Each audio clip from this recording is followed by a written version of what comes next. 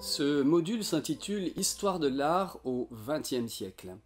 Alors je précise tout de suite que je n'ai pas l'intention de me prendre pour un dictionnaire et qu'il ne s'agira en aucun cas de passer en revue tous les mouvements culturels qui se sont succédés au cours du XXe siècle. Par contre, une notion qui sera vraiment centrale dans ce cours, c'est la notion d'œuvre d'art. Qu'est-ce qu'il en est de l'œuvre d'art? Quel est son statut? Est-ce que le statut de l'œuvre d'art a évolué au cours du XXe siècle? C'est vraiment la question dont nous débattrons dans ce module. Alors, je vous proposerai un découpage en 4 parties. Le premier cours abordera la question de l'histoire de l'art au XXe siècle sur un plan culturel. Et en fait, plus précisément, nous allons voir comment on a basculé de l'art qu'on appelait l'art classique dans l'art moderne. Dans un second temps, on tourne une page et on passe à la deuxième partie, avec un cours qui sera centré cette fois sur la philosophie. Alors, ça fait peur, mais une question. Il s'agira d'aborder le problème de la morale et nous demander si l'art a un rapport avec la morale, si l'art doit être moral.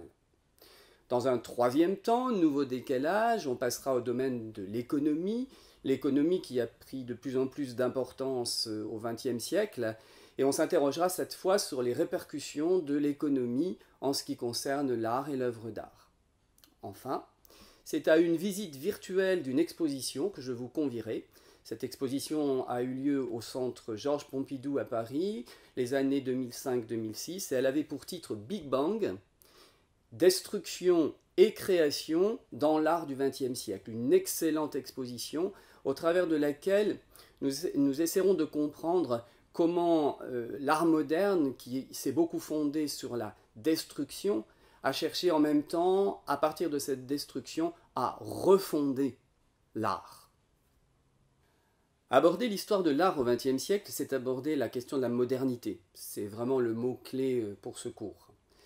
Donc la modernité permet de traverser le XXe siècle, puisque au début du XXe, nous avons ce qu'on a appelé les avant-gardes, c'est-à-dire l'avènement, la naissance de la modernité. Puis ensuite, nous avons l'éclosion de la modernité, et on en arrive enfin à la postmodernité. C'est une notion que moi, je n'utiliserai pas énormément. Pour définir la modernité, il y a un auteur qui est un auteur de référence, c'est Baudelaire. Baudelaire est vraiment le penseur qui le premier va proposer une définition de la modernité. Alors il a opposé en cela l'art classique. L'art classique s'est intéressé à l'éternel. Il a cherché ce qui était éternellement beau en tout lieu, pour tous les temps. Et Baudelaire dit que la modernité consiste précisément à s'intéresser à l'éphémère, à ce qui passe, à la mode. Et on voit vraiment un décalage dans la conception du rapport à l'œuvre d'art. Dans la modernité, la notion de présence, de mise en présence est vraiment devenue essentielle. Mais je vous propose de refaire marche en arrière et de retourner dans l'art classique. En fait, ce qu'on appelle art classique est vraiment fondé sur la représentation. Vous entendez? Représentation. Très important. Cela signifie présenter une seconde fois ce qui est existant dans la réalité. Cela s'appelait dans l'art classique l'imitation de la nature. En fait, l'art classique est un art codé, un art académique, et pendant très longtemps, les artistes n'avaient absolument aucune liberté dans la représentation. En gros, on avait 3 types d'œuvres qui étaient proposées. Il s'agissait, 1, des portraits, 2, de ce qu'on appelle les natures mortes, des représentations d'objets posés. Et troisièmement, nous avions des scènes. Alors ces scènes pouvaient être des scènes inspirées de récits mythologiques, de récits bibliques ou de récits historiques. Donc aucune liberté dans la représentation. Quand on arrive à l'art moderne, il s'agit de dire stop, suffit, on ne veut plus de la représentation, on va passer de la représentation à la présence, la mise en présence.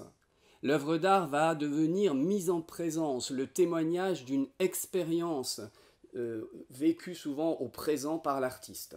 Je vous propose un exemple un des plus grands artistes américains du XXe siècle, Jackson Pollock. Il est né en 1912. Et dans les années 50, il met au point une technique qu'il invente, qu'il appelle le dripping. Donc le dripping, ce sont des gouttes d'eau qui tombent d'un seau plein de peinture. Il change déjà le rapport traditionnel de l'artiste à l'œuvre et à la toile, puisqu'on a tous la vision de l'artiste qui se trouve en face de la toile pour peindre. Eh bien lui, la toile est au sol, et vous imaginez l'artiste qui est debout sur sa toile, qui marche. Sur le plan sonore, il a mis de la musique, c'est souvent des rythmes indiens, et son corps qui adopte le rythme des sons envoyés, sa gesticulation s'accompagne en même temps, puisqu'il tient dans sa main un seau de peinture, de coulées de peinture sur la toile. C'est le fameux dripping et le résultat donnera donc quelque chose d'incontrôlé. C'est les taches de peinture qui vont se répandre sur la toile posée à l'horizontale. Le résultat sera ensuite proposé à la verticale au spectateur de l'immense tableau, et ce tableau va témoigner donc d'une mise en présence du résultat d'une expérience vécue par l'artiste dans un moment présent de sa vie.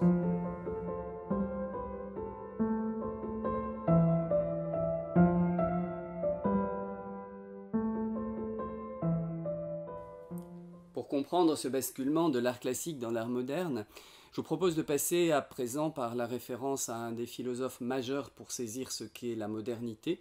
Il s'agit de Friedrich Nietzsche, philosophe allemand de la fin du XIXe siècle. En fait, dans son ouvrage La naissance de la tragédie, son premier grand ouvrage de philosophie, il a théorisé deux ordres qu'il a appelés l'ordre apollinien et l'ordre dionysiaque. Alors vous entendez Apollon, Dionysos, on est dans la référence à l'Antiquité grecque et plus précisément à la mythologie. Il s'agit de deux dieux de la mythologie qu'il va utiliser pour éclairer ces notions du moderne et du classique. Alors Apollon, c'est le dieu de la lumière, fils de Zeus, un dieu dont les aventures se réduisent à des combats et des amours. C'est un dieu qui représente l'ordre, c'est un dieu de la clarté, c'est un dieu du positif, un dieu de la positivité. Et à partir de Apollon et de cet ordre dionysiaque, Nietzsche nous permet de saisir en même temps ce qu'est l'art classique, puisque tous ces critères d'Apollon, nous les retrouvons dans l'art classique. L'art classique est un art de la mesure, c'est un art de la forme ordonnée, c'est un art de la forme qui s'ordonne par rapport au principe que les Grecs appellent le logos, la raison. C'est un art de l'harmonie, c'est un art de la beauté, de la recherche d'une beauté dans la perfection, dans l'idéal, telle qu'elle apparaîtra par exemple dans l'harmonie des temples grecs, ou bien dans la statuaire grecque, avec toujours cette recherche de la forme parfaite. Inversement, nous avons le dieu Dionysos, qui est lui aussi un fils de Zeus, mais qui n'a absolument rien à voir avec Apollon. Alors Dionysos est un dieu du mystère, qui a donné lieu d'ailleurs à des cultes du mystère. On ne savait pas très bien ce qui s'y passait, on dit que dans ces cultes, on consommait peut-être de la chair humaine. Alors, un des traits caractéristiques de Dionysos, c'est le fait d'avoir transmis aux hommes le vin. Et l'ivresse dionysiaque est à bien comprendre. En fait, pour comprendre l'ivresse dionysiaque, on pourrait établir un parallèle avec l'usage des drogues dans la modernité. Cette ivresse est vraiment le fait de perdre le contrôle de soi. On sort de la zone de contrôle par la raison et l'individu entre dans une sphère de dépossession de lui-même, où en même temps on sent une volonté de rejoindre l'unité avec l'univers, avec le cosmos. Il perd les limites contrôlées de son individualité pour exploser. Il y a un terme dans la modernité qui convient très bien pour comprendre le dionysiaque, c'est s'éclater. C'est tout à fait dans le mythe de Dionysos. Donc, selon Nietzsche, pour y revenir, donc l'art classique serait un art qui obéit à la forme, à la mesure, à l'harmonie. L'art moderne serait dionysiaque, c'est-à-dire un art de la perte du contrôle, un art de l'ivresse, un art de la transe, un art de la fragmentation, de l'éclatement. On est dans deux pôles opposés et on a basculé, vraiment au XXe siècle, on a basculé dans le dionysiaque. Nous arrivons maintenant à la conclusion de ce cours. Donc, il a reposé sur l'opposition entre art classique et art moderne. Nous avons vu que l'art classique est vraiment caractérisé par un art de la maîtrise, un art contrôlé par la raison. Et inversement, avec l'art moderne, nous avons vu que nous basculons dans ce qu'on peut appeler l'irrationnel. Donc, dans irrationnel, il faut à la fois entendre contraire à la raison, qui n'est plus contrôlé par la raison, mais je vous propose aussi d'entendre autre chose, d'important, de grave. L'irrationnel, c'est aussi la possibilité de l'affleurement du démoniaque, de tout ce qui dépasse la conscience humaine, de tout ce que l'homme n'est plus capable de maîtriser. Alors, si nous résumons, dans ce cours, nous avons cherché à aborder les points suivants. Premièrement, nous avons opposé l'art classique à un art de la représentation, présenter une seconde fois ce qui est vu dans le visible, dans la réalité. Deuxièmement, nous avons vu que l'art moderne, contrairement à la représentation, cherche la présence, la mise en présence, le témoignage d'une expérience vécue. Ensuite, nous avons vu que l'art moderne n'est plus préoccupé par la recherche d'un absolu de perfection, de la beauté idéale.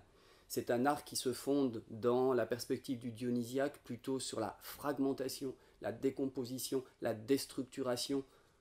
Ensuite, nous avons vu aussi qu'il y a danger, art moderne, perte du contrôle de la raison, démoniaque, danger pour la conscience humaine, danger pour l'individu qui ne contrôle plus, non-contrôle de ce qui est en train d'arriver.